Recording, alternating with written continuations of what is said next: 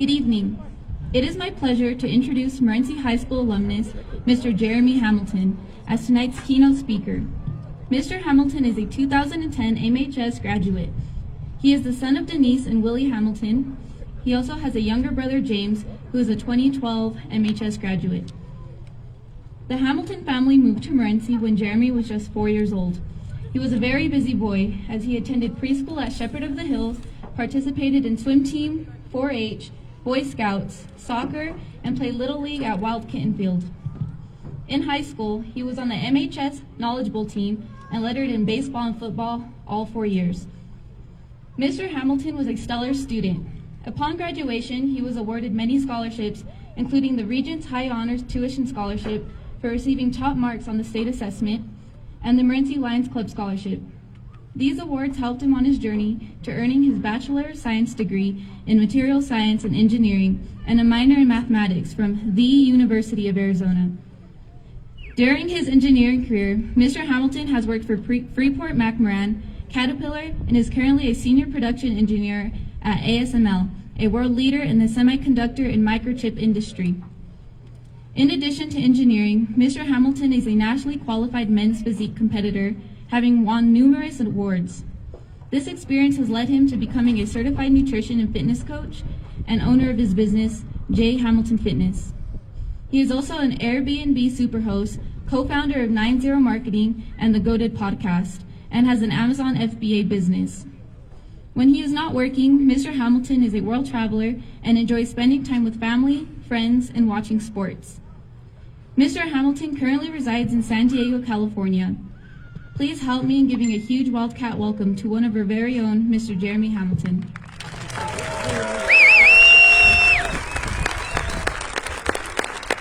What's up, Morenci? Yeah! Man, I'm so excited and so thankful to be here tonight. Thank you for all the kind words you said about me. Thank you, Ms. Chavez, Ms. Verlander, for inviting me to speak here tonight. This truly is one of the biggest honors of my life, so thank you. Before I dive into my speech, I want to give it back to all the faculty here at Morenci and recognize you for all the love, the care, and the sacrifice that goes into your day-to-day to make the experience amazing for the students coming through these hallways. So can we give them a huge round of applause?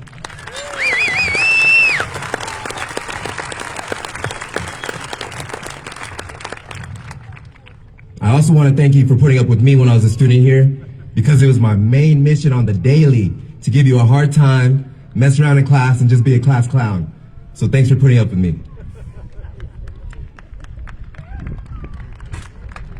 Next, I want to recognize all of you, the friends, the family, and all that came to support tonight. Because if it wasn't for your love and your support, some of these students may not have made it to graduating tonight. So give yourselves a round of applause.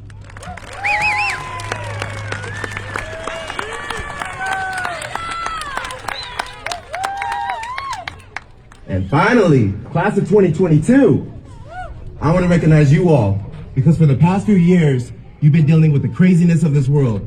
You've had to overcome the challenges of the pandemic. You've had to learn how to do homeschooling with your teacher, not your teacher, your parent staring over your shoulder while you're on your Zoom class. You've had to learn how to deal with your events getting canceled, your sports getting canceled. So just for you to make it here tonight to graduation speaks to your resilience and shows what's possible for your future.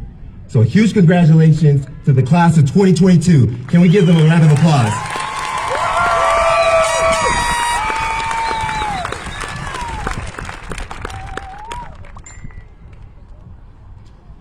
Man, there's a lot of people here tonight.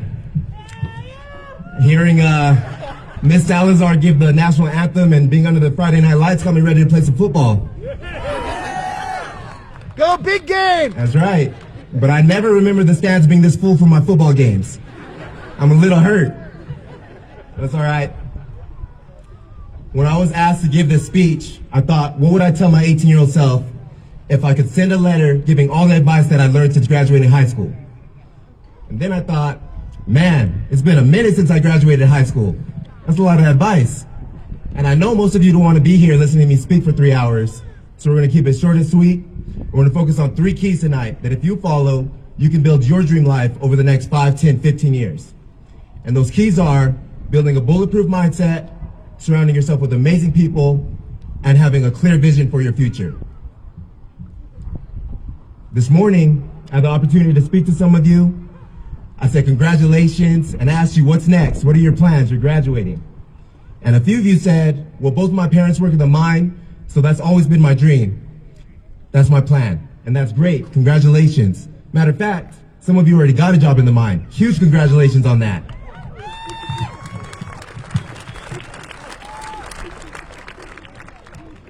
And then there were a few of you that said, Jeremy, I got into my dream school, I'm gonna study my dream major and go from there. I said, great, what school did you get into? And a few of you, not a few of you, a lot of you said ASU. Now I'm not gonna tell you congratulations, but I'll let you know you have until August to change your mind. I'm kidding, it's a celebration tonight. We're gonna celebrate, have a good time, and make fun of ASU. Bear down, baby.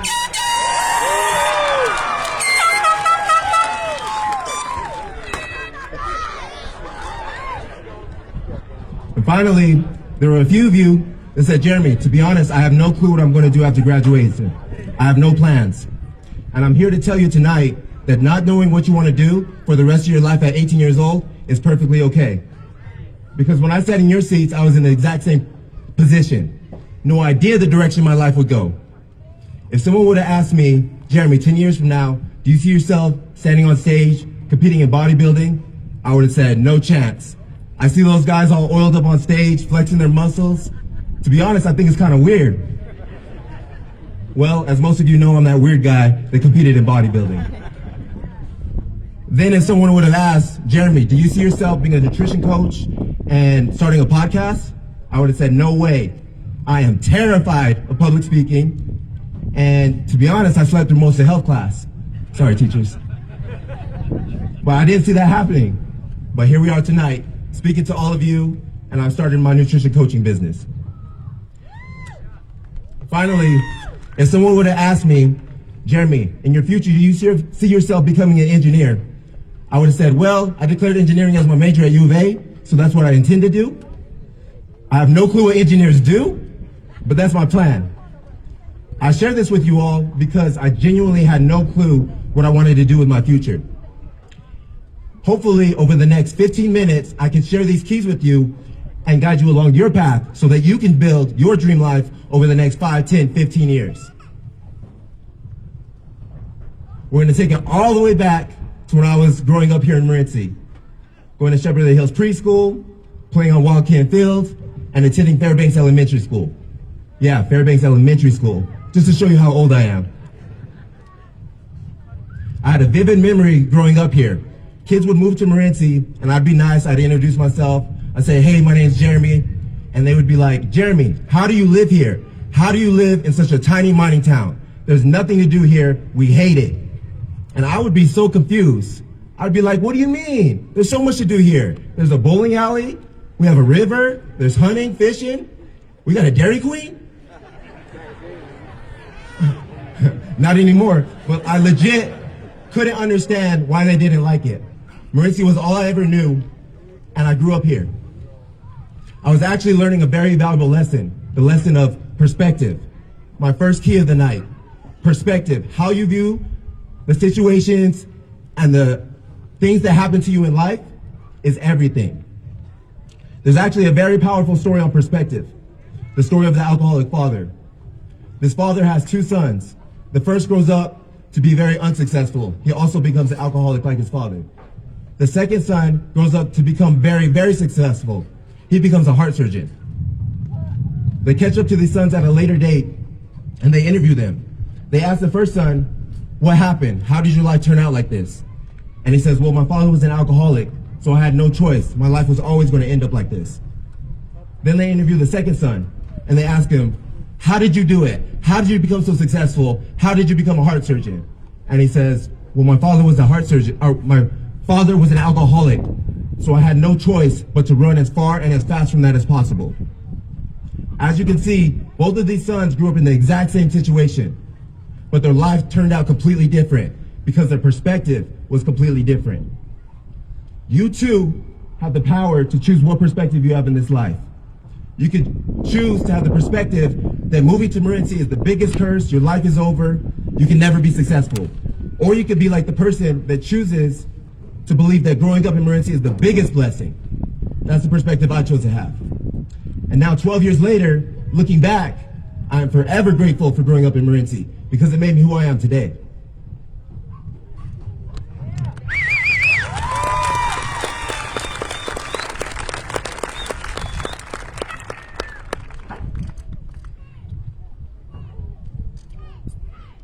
So I share with you how important perspective is, but you may be in your seats thinking, how do I have this positive perspective? Or what perspective should I have? And here's the advice I will give you. The best perspective or mindset to have in life is that life is happening for you and not to you. We all go through tough situations, we all go through hardships, but what makes you is how you deal with those hardships and those situations. So I implore you to develop that perspective. Another great way to build a great perspective is by surrounding yourself with great people. My second key of the night, surround yourself with amazing people. There's going to be a few groups of people in your life. The first group of people is your closest friends. They say your network is your network. You're the average of your 5 closest friends. So if your 5 closest friends aren't doing much with their life, you will be the 6th. If your 5 closest friends are driven, hardworking, and they treat people right, you will be the 6th. I was very fortunate after graduating to be surrounded with great people. I moved to Tucson with some of my best friends. There was Taylor, we studied engineering together. Then there was John, Josh, and Gus. We were roommates, so naturally we spent a lot of time together. And then there was this kid. He always wanted to hang out with us, come to our house parties. We didn't really want to let him, but we're nice guys, so we let him. This 5th kid is, his name's Renee. Some of you know him as Coach Renee. Yeah. The reason I share with you guys who my friends were was because fast forward to today, we've all been relatively successful. 3 of us are engineers, 2 are electricians, and by somehow, some miracle, they promoted this kid, Renee, to superintendent in the mine. I'm kidding. I love Renee, but I love giving him a hard time even more. I know exactly how he did it. He developed the work ethic and learned the skills necessary to promote to that prestigious position. Back when we were going to school, we were all building skills and habits. But because we were friends, we were reinforcing that instead of bringing each other down. This is why it's so important to be careful who your friends are.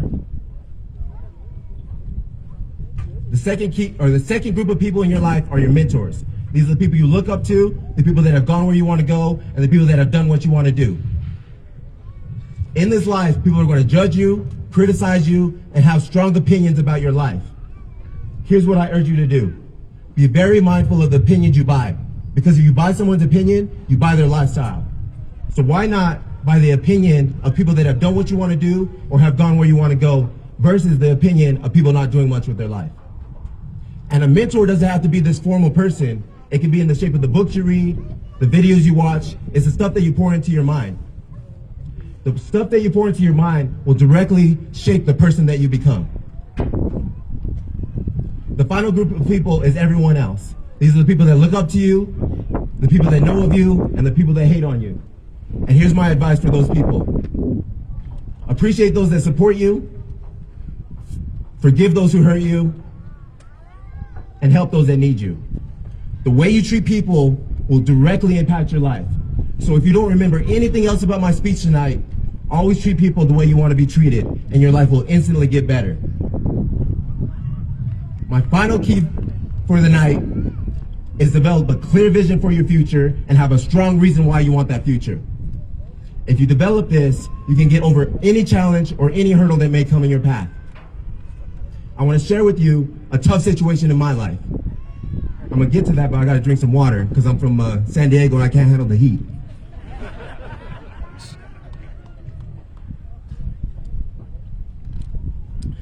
So, tough situation that happened in my life. I'm going to take you back to when I was in college. I'm going to U of A, the best school in the universe. Hey, shout out all you ASU people. Remember, once a wildcat, always a wildcat. Started out at U of A, freshman year, super excited. But then I got a reality really quick. I was partying a little too hard, and I didn't have the best study habits. By the end of my first semester, I had a 2.2 GPA. I was in danger of losing my scholarships and faced with the reality that I needed to buckle down and learn how to study. So that's what I did. I studied, and I was able to pass on my class the second semester, keep my scholarship, made it to sophomore year. So I'm walking into sophomore year, big man on campus. I got this. I know how to study, I got the skills, I know people. I enroll into Calculus 2. This is gonna be a breeze. So I'm implementing all my study skills, my habits, get to exam 1. The teacher's passing out the test. The paper hits my desk. I look down and I draw a blank.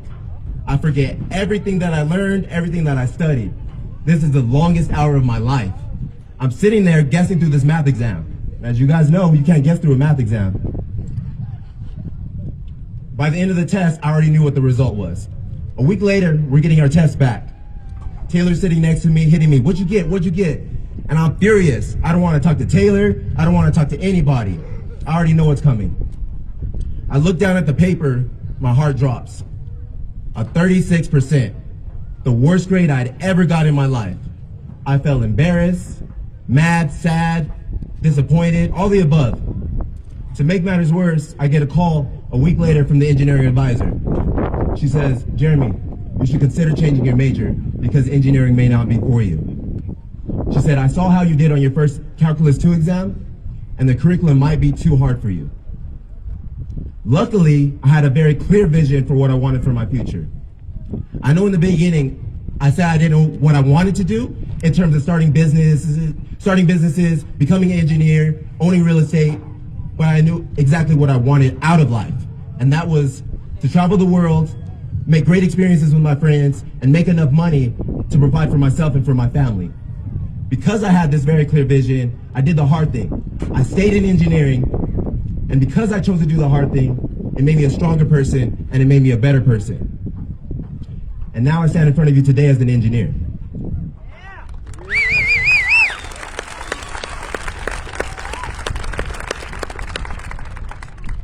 This is why it's so important to have a clear vision for what you want for your future. But you may be sitting in your seats thinking, sounds great for you, Jeremy, but how do I develop that vision if I have no clue what I want to do? And this is how you do it, through education and learning.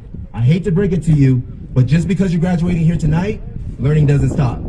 Learning is a lifelong thing. And the more you pour into your mind, the more you learn, your path will become clearer. You'll learn what's for you, what's not for you, what you're good at, what you're not so good at. And your purpose will be revealed to you. So here's my challenge for you. After all the partying, all the celebration this weekend, take a moment to yourself and write down your vision for your future. If you have this vision and you focus on it, you will be successful. Focus stands for follow one course until successful. I keep talking about success tonight, but success means something different for everyone. My definition of success is committing to a goal, seeing it through to the end, and doing it to your best ability. In this definition, you can be a successful parent, successful teacher, successful in the mind, successful at anything you choose to do. Become the best version of you. And I'll leave you off with this. You only get one life to live. Make the most of it. Live your life to the fullest. And you living your life to the fullest, you're going to be an example to all of your friends and family, to your parents, and to the future students coming through these hallways here in Morenci. You're going to become the parent you want to be. You're going to level up in the mind, and you're going to become the best version of you. And 5, 10, 15 years from now, people are going to be asking you, how did you do it? How did you become so successful? And you can tell them, I did it by following the 3 keys. My mindset. I grew up believing that growing up in Morenci is the biggest blessing and not a curse. My network. I surrounded myself with amazing people. And my reason why. I had a clear vision for my future, and I stayed focused. With that being said, thank you so much for having me here tonight. Enjoy the celebration with your family. Congratulations, class of 2022.